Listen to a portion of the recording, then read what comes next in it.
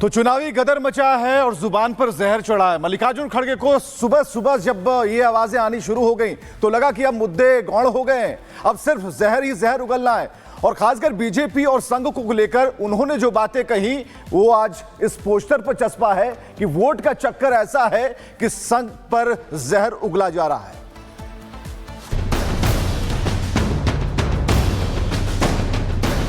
BJP और RSS ये तो जहर के जैसा है, जहरीले सांप को मार देना चाहिए।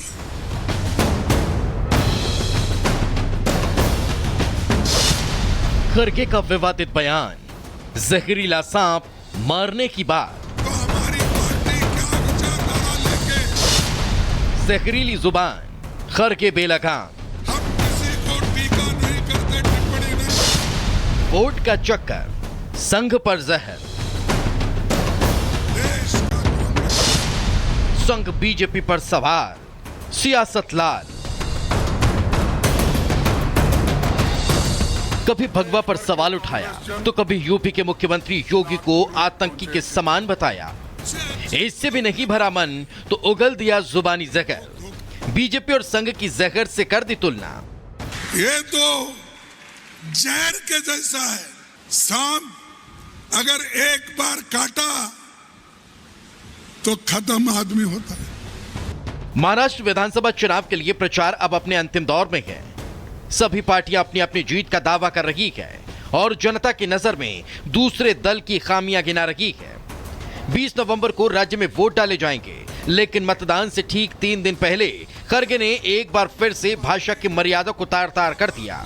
सांगली में एक चुनावी सभा के दौरान कांग्रेस अध्यक्ष खड़गे ने आरएसएस और बीजेपी की तुलना सांप के जहर से तो की ही और उसके खात्मे की बात भी कर दी। ये तो जहर के जैसा है। जहर मालूम है ना आपको?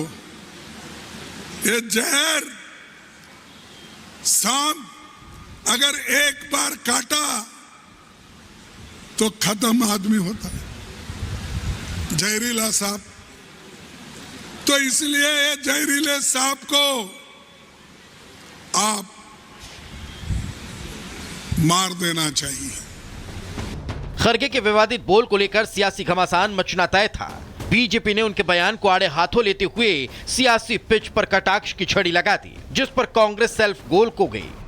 नफरत से भरे लोग ये खुद देश में नफरत फैला रहे हैं।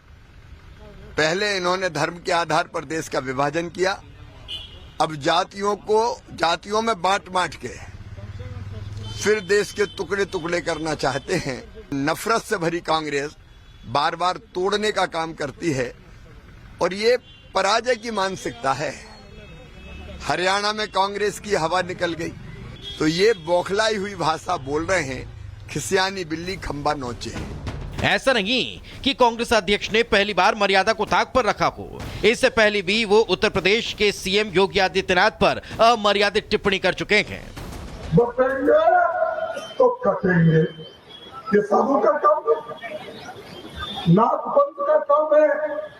अरे ये काम कोई टेररिस्ट बोल सकता है, आप नहीं बोल सकते। तो आप सब संसार छोड़ के क्या बोलते गेरुआ कपड़ा डाले, साधु संत बनने के लिए डाले। झारखंड हो या फिर महाराष्ट्र का चुनाव, खड़गे बार बार बीजेपी और सीएम योगी पर विवादित टिप्पणी करते नजर आ रहे हैं, जिसका जवाब एक बार फिर से सीएम योगी ने दिया और रजाकार के बारे में पूछ लिया। हैदराबाद के निजाम के रजाकारों ने जला दिया था।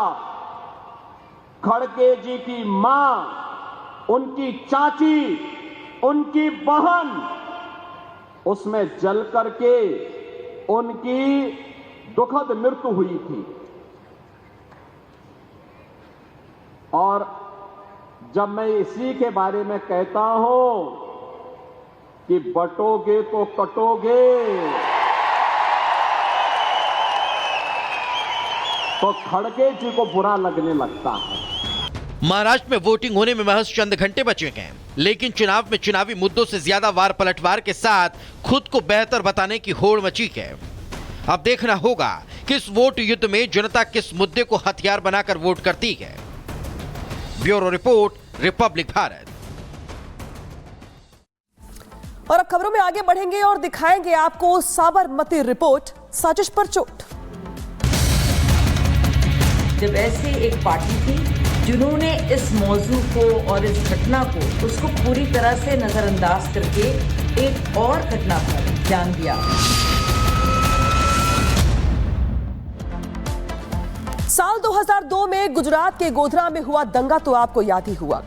एक ऐसा नरसंहार जिसमें हजारों लोग जान चली गई थी उनकी, और इसी वजह से दरअसल जो तस्वीर निकल के सामने आ रही है, उस वक्त प्रधानमंत्री मोदी गुजरात के मुख्यमंत्री थे और ये आरोप लगते रहे पीएम मोदी पर कि उनके ही इशारे पर तमाम लोगों की जो है मौत हुई थी और जो पूरी की पूरी घटना हुई थी, इसको लेकर तमाम सवाल खड़े होते रहे हैं। लेकिन इस बीच साबरमती को लेकर के यहाँ पे एक फिल्म बनाई गई है और इस फिल्म को लेकर के भी अब सियासी घमासान मचता हुआ दिखाई दे रहा है। रिपोर्ट दिखाते हैं आपको। Vikrant Massey starrer film the Sabarmati report release हो चुकी है। गोधरा कांड पर आधारित फिल्म बॉक्स ऑफिस पर अच्छी कमाई कर रही है, लेकिन इस फिल्म को लेकर अब विवाद शुरू हो गया है। विवाद इसलिए हो रहा है क्योंकि इस फिल्म ने प्रधानमंत्री नरेंद्र मोदी का ध्यान भी अपनी तरफ खींच लिया है। दरअसल प्रधानमंत्री नरेंद्र मोदी ने फिल्म को लेकर एक ट्वीट किया है जिसमें उन्होंने लिखा है कि अच्छी बात है, गोधरा कांड का सच सबके सामने आ रहा है, वो भी इस तरह से कि आम लोग भी इसे देख सकें, क्योंकि फैलाया गया झूठ केवल कुछ ही समय तक रहता है और आखिरकार सच सामने आ ही जाता है। प्रधानमंत्री नरेंद्र मोदी ने जिस सच की बात की है, बीजेपी आरोप पर लगाती रही है कि ये सच कांग्रेस और पूर्व की सरकारों ने अपनी सरकार के समय हमेशा छिपाया। बीजेपी हमेशा से ये आरोप लगाती रही है कि कांग्रेस ने जनता को नहीं बताया कि 27 फरवरी 2002 को साबरमती एक्सप्रेस के कोच नंबर H6 में आग लगा दी गई थी, जिसमें 59 लोगों की मौत हो गई थी और मरने वालों में सभी हिंदू थे और उन्हें जिंदा जलाने का आरोप समुदाय विशेष के लोगों पर लगा था। बीजेपी आरोप लगा रही है कि पूर्व सरकारों ने केवल इतना ही लोगों को बताया कि मोदी जब गुजरात के मुख्यमंत्री थे तब गुजरात में साल 2002 में दंगे हुए थे जिसमें समुदाय विशेष के कई लोग मारे गए थे। कांग्रेस और विपक्ष की तरफ से प्रधानमंत्री नरेंद्र मोदी पर यह आरोप तभी से लगाए जाते रहे हैं कि वो समुदाय विशेष के विरोधी हैं, लेकिन अब फिल्म के जरिए असली माजरा सामने आ गया। लोगों को बताया जा रहा है कि दंगा ऐसे नहीं भड़का था, 59 हिंदुओं की जान ली गई थी, जिसके बाद बवाल हुआ था। तो अब जब सच्चाई सामने आ रही है तो ये भी कांग्रेस को रास नहीं आ रहा। कांग्रेस अब ये कहकर आरोप लगा रही है कि मोदी जी प्रोपेगेंडा कर रहे हैं। मुझे अफसोस भी होता है और ताज्जुब भी होता है, क्या देश के प्रधानमंत्री का ये स्तर है कि किसी मूवी का प्रोपेगेंडा करेंगे कि इस मूवी को देखना चाहिए? क्या वो मूवी प्रधानमंत्री ने ही बनवाई है? फिल्म को लेकर विवाद इतना बढ़ गया है कि सियासी तकरार हो रही है। देखिए, सच कितना भी कर लें छुपता तो नहीं है। उस वक्त भी जिस तरीके से दंगों को लेकर या उसके बाद लगातार प्रधानमंत्री जी के ऊपर जिस तरीके से निजी हमले किए गए, शब्दों की मर्यादा को खोते हुए क्या क्या शब्दों का इस्तेमाल नहीं किया। विपक्ष का काम ही यही है कि फॉल्स नैरेटिव सेट करें। जब से यह फिल्म रिलीज हुई है, बीजेपी खुलकर कांग्रेस पर हमला बोल रही है और आरोप लगा रही है कि कांग्रेस ने सालों तक जिस सच को छिपाया वो अब सामने आ रहा है। सच को दबाने की कोशिश की गई, उसको राजनीतिक एक पहनावा पहनाने की कोशिश की गई, उसको राजनीतिक रंग दिया गया कि कितनी देर तक इन लोग जो साबरमती एक्सप्रेस में जिंदा जला दिए गए